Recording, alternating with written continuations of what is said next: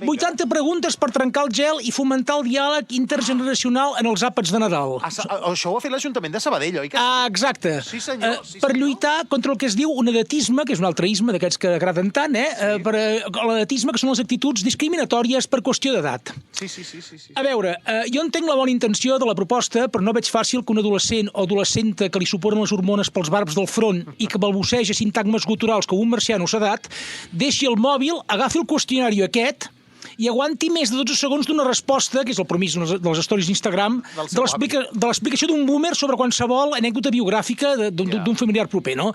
Fins i tot hi ha el perill que s'ho agafi com una classe d'història obligatòria i denunciï que sigui com un tipus de violència, això, també. Exacte. Jo, però, escolta, a mi m'ha semblat molt bé aquesta proposta que fa l'Ajuntament de Sabadell, que bàsicament és una carta amb temes de conversa pels dinars de familiars, però a mi el que em va cridar menys l'atenció és entre generacions, perquè jo penso que ja n'hi ha prou amb tenir temes de conversa amb la mateixa generació. Perquè sempre, si no, sempre s'acaba parlant del mateix i sempre arriben aquests cunyats que hi entenen de tot com si fossin tertulians. A no sigui que s'emborratxin i arribin quasi bé a les mans, que llavors això fa molt ambient, saps? Això sí que fa ambient. Això sí que fa ambient. Però si no, és narcòtic, no? Llavors, l'única solució, Carles, contra això, primera, desendollar el router, perquè els idol a vegades gastar tarifes, saps què vull dir?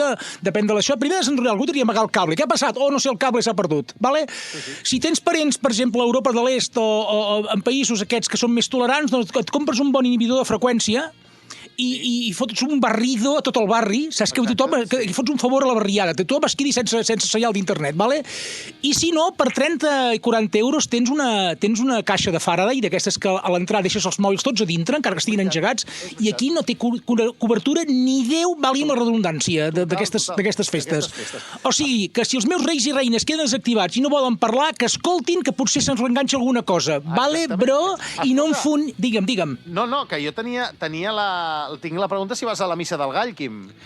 No, ja aquesta reencarnació hi ha anat moltes, ja.